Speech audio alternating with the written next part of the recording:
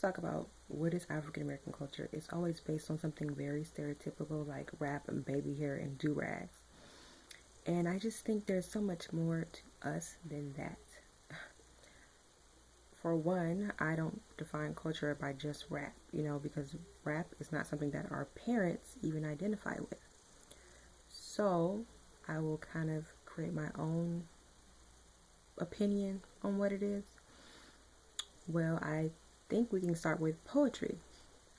We have poets like Maya Angelou, Langston Hughes, and Zora Neale Hurston.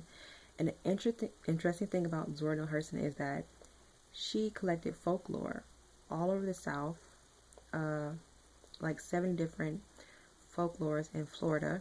She published 2 books, Mules and Men, and Every Tongue Got to Confess, and it's full of folklore that she collected. And she also wrote her own novel called Their Eyes Are Watching God, and she wrote a short story called Color Struck, and many other stories.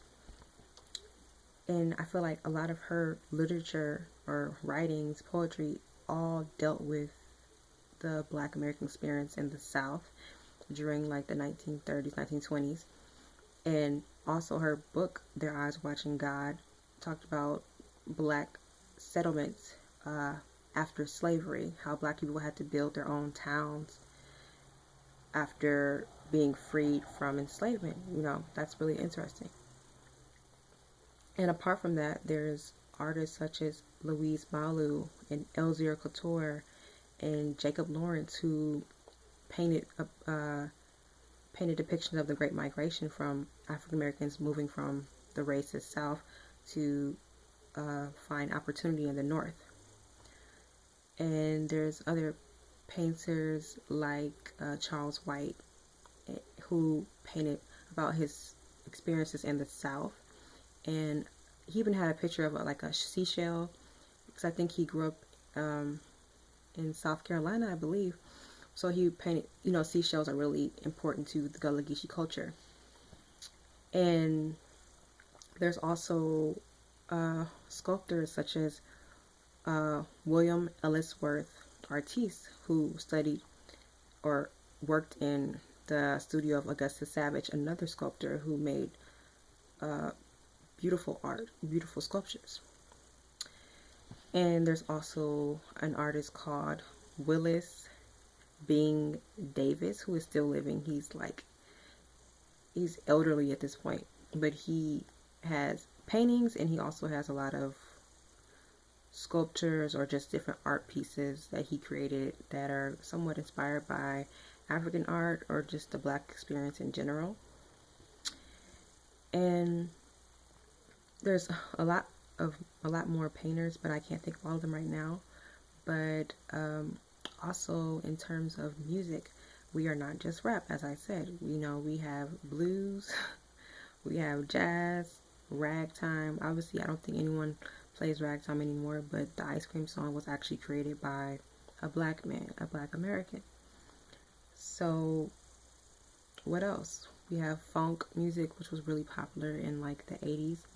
And our music actually is like continuous. So blues turned into jazz. So the father of rock and roll was actually Bo Diddley. Most people kind of say it's Muddy Waters, but Bo Diddley was kind of the first person to kind of transform blues into rock and roll.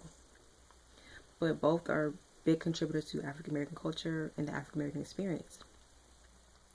And then there's Jimi Hendrix, who he really embodied Black rock. And for some reason rock and roll has become like associated with white people, but it was actually created by Black Americans. And in the 90s, there's what we call neo soul. We have singers such as Erykah Badu and Music Soul Child, and that is really good. Like, that was a really good era of music, of R&B or whatever. R&B music also, I felt like a continuation of jazz and soul and kind of combined. It's called R&B, and I feel like we don't give R&B and neo soul the justice that it deserves. And there's also Black American foods. yes, some of our foods is something that we share with other people in America, but that does not mean that it's not our food. Cornbread, you know, is it was created in a sense by Native Americans, but that does not mean that it's not a part of our food. Just as the Cuban food of Afro-Cubans is still their food too. Just because they share it with someone doesn't mean it's not their food. Just like just because we speak English does not mean that's not a part of our culture. Because just like Spanish is a part of Afro-Colombian, Afro-Latino, Afro-Peruvian culture. That's because we have our own vernacular. We have African American vernacular. And there's also Gullah Geechee, which Gullah is its own language, and Geechee is a dialect of Gullah. Gullah is more like similar to like Bayesian English Creole or Jamaican Patois, and it has some remnants of African derived words like or African words in general like bobo and goober, which means nut, bobo, which means boy, defu, which means rice. And they have these like literal translations like day clean, which comes from the God term, the day has cleared. And continuing with the Gullah Geechee have their own dolls, they have their own paintings, they have fanner baskets, which came from what is now called Sierra Leone. It was used to thrash rice, and they kept doing it, and now they made an art form out of it they made earrings out of it. And they even I even saw some artwork where they were like adorning a porcelain with side framings of the sweetgrass baskets. So yeah, there's a lot of things that most people don't talk about African American culture besides rap.